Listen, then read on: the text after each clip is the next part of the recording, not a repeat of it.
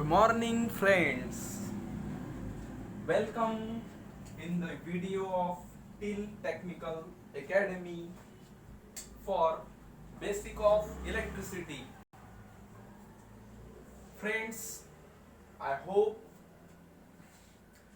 इसके पहले वाला वीडियो आपको समझ में आया होगा जो हमने किया था इलेक्ट्रिकल पैरामीटर्स पे। Electrical parameters like current, voltage, power and resistance, capacitance, inductance, like this all electrical parameters. So today's topic is also basic of electricity. Basic of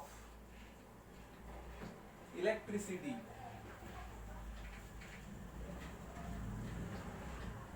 Electricity.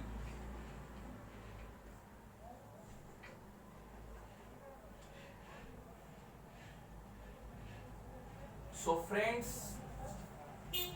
ये वीडियो उन स्टूडेंट के लिए जो अभी इलेक्ट्रिकल इंजीनियरिंग या फिर electrician trade के अंदर बिगिनर्स है।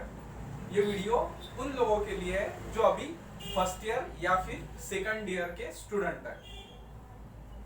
So friends, again I clear this video is very basic about all electricity. So friends, what is electricity? How deliver from power station to utilization center? Then again, what is the stages of transmission, distribution, utilization? What is the voltage level of this all transportation of power? This is all today's factor. This which want to discuss in this important video. So friends,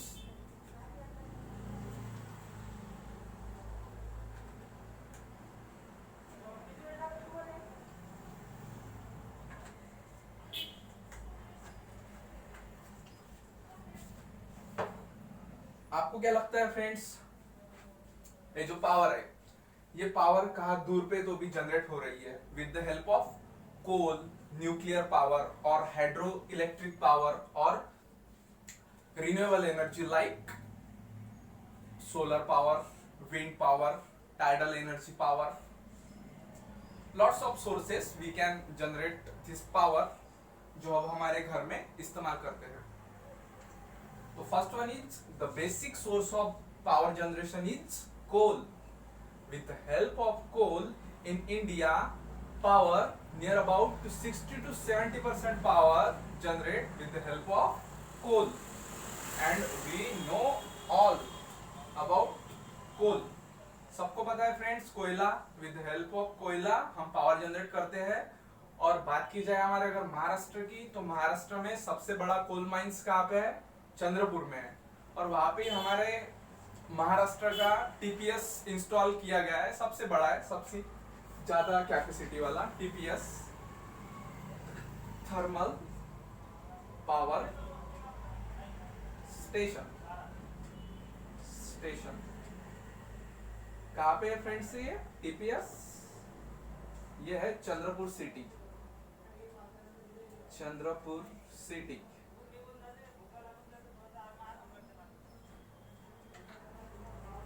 तो friends, another way is for generation of electricity is hydroelectric power. Hydroelectric power के माध्यम से हम हमारी power generate कर सकते हैं। उसके बाद में अगेन न्यूक्लियर एनर्जी के माध्यम से भी हम हमारा पावर जनरेट करता है। सेम जो टीपीएस में होता है वही जो फ्यूल है, जहां पे हम कोयले के जगह पे हम इस्तेमाल करते हैं हमारा nuclear energy, that is uranium. क्या है फ्रेंड्स? यूरेनियम।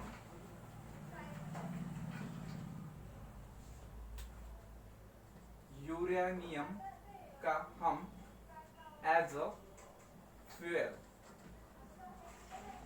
यूज करते हैं। Uranium as a fuel in nuclear power plant. और फ्रेंड्स ये मैं बात आपको क्लियर कर दूं कि न्यूक्लियर पावर प्लांट ये जो है ये बेस लोड प्लांट है। So what is base load plant?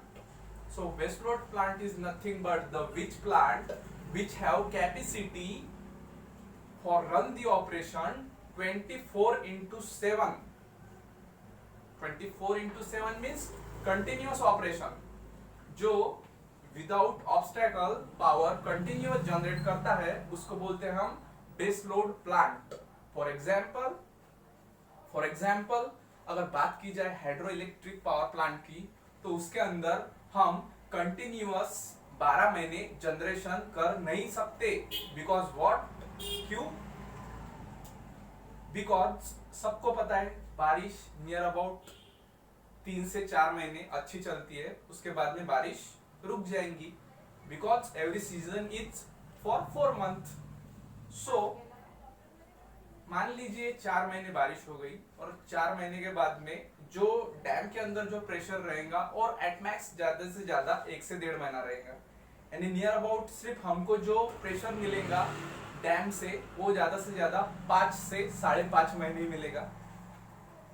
So that's why hydro electric power plant can operate only 5 to 6 months, not more than. So friends, so that's why hydroelectric power plant is not a base load power plant. आप समझ रहे base load power plant क्यों नहीं है? So hydro electric power plant base load power plant नहीं है, लेकिन nuclear power plant ये बेस लोड पावर प्लांट है। थर्मल पावर प्लांट और न्यूक्लियर पावर प्लांट में डिफरेंस इतना ही है, थर्मल कोल पावर प्लांट,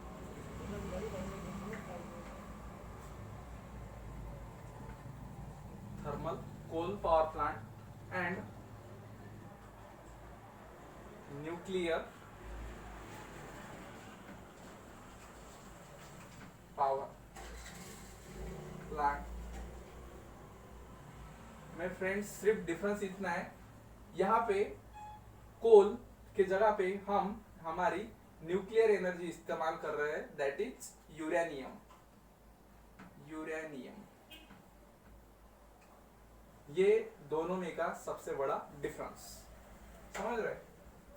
जो हम कोल इस्तेमाल कर रहे हैं, कोल किस लिए इस्तेमाल कर रहे हैं? क्योंकि कोल के माध्यम से हम हमारा वाटर उस टेम्परेचर तक पहुंचाएंगे जहां पे वाटर का कन्वर्शन स्टीम में होगा, भाप में होगा, और with the help of steam we can rotate our turbine and again turbine is connected to the alternator. What is alternator? Alternator is nothing but the AC power generator. AC power generator. So friends,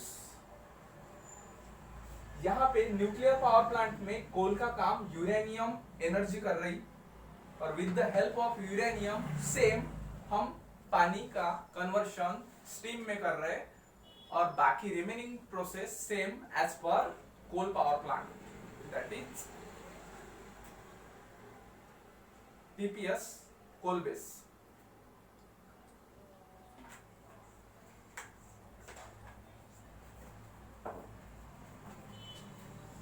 ये video उन्हीं student के लिए helpful है जो अभी freshers हैं, for example first year या फिर सेकंड ईयर वाले student, third year final year वाले स्टूडेंट को ये बात पता है कि हम with the help of various ways we can generate power. So friends, we discuss about thermal, that is coal, thermal power plant. Another one is hydro, hydroelectric power plant, and third one is nuclear energy power plant.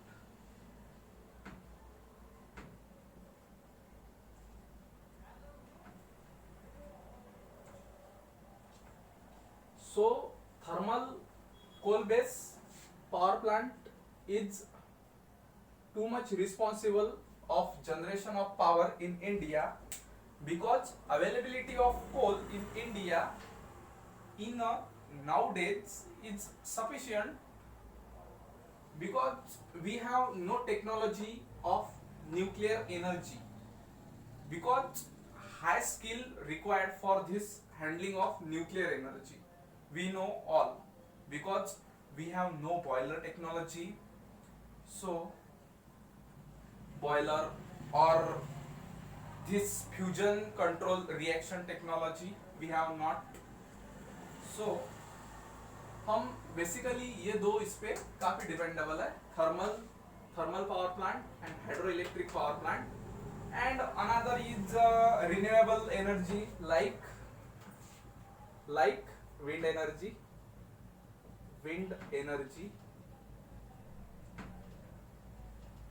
also tidal energy. What is tidal energy, friends? ये tidal energy क्या है? अगर किसी को पता होगा तो अभी तो हम लाइव स्ट्रीमिंग नहीं कर रहे हैं, अगर लाइव स्ट्रीमिंग होती थी तो आप कमेंट बॉक्स में आपका आंसर दे पाते थे. सो फ्रेंड्स, ये जो टाइडल एनर्जी है, tidal energy is nothing but the waves of sea. जो समुद्र के लहरें है वही है टाइडल एनर्जी. सबको पता है समंदर के अंदर लहरें उठती है, और with the help of this waves power we can generate power. Understand, friends? So another one is that is basic of electricity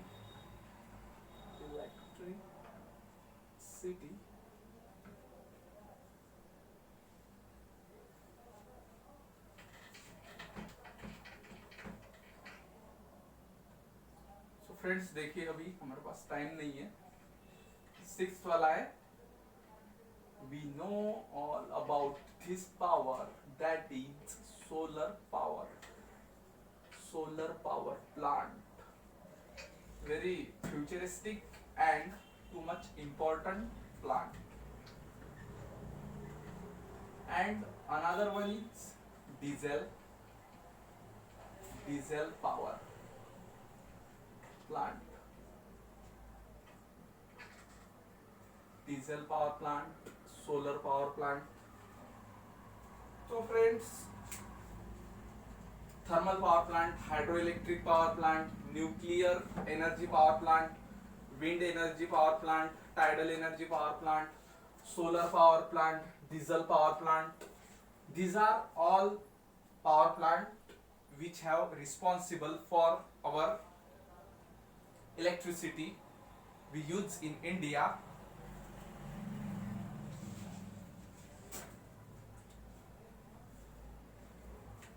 So friends, I hope कि all this way ये आपको समझ में आ रहा है कि हम इस माध्यम से इलेक्ट्रिसिटी जनरेट करते हैं.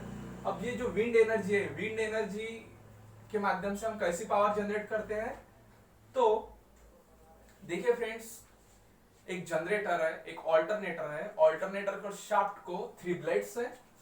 फॉर एग्जांपल ये हमारा ऑल्टरनेटर है. ऑल्टरनेटर एक टावर के ऊपर माउंट किया गया है, एक टावर के ऊपर माउंट किया गया है. ये ऑल्टरनेटर का शाफ्ट है, ये ऑल्टरनेटर के ब्लेड्स है.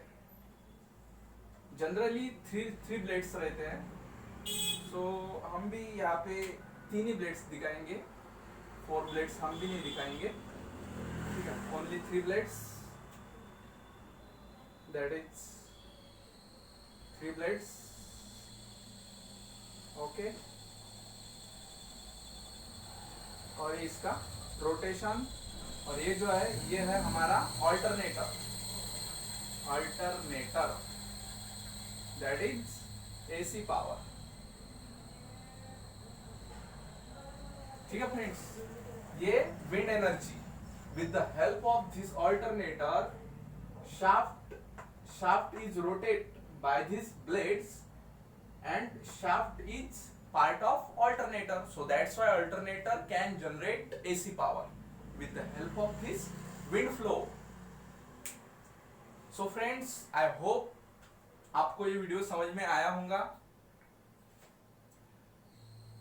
आपने हमारा वीडियो लाइक नहीं किया तो भी चलता, सब्सक्राइब नहीं किया तो भी चलता, लेकिन ये वीडियो आपको समझना जरूरी है। That is too much important then any other things, like share, subscribe and share. Okay friends, thank you for this watching this video. Next videos हम जल्दी आपके लिए लेकर लाएंगे। Enjoy this video and understand smallest thing, these all power plants. Thanks again.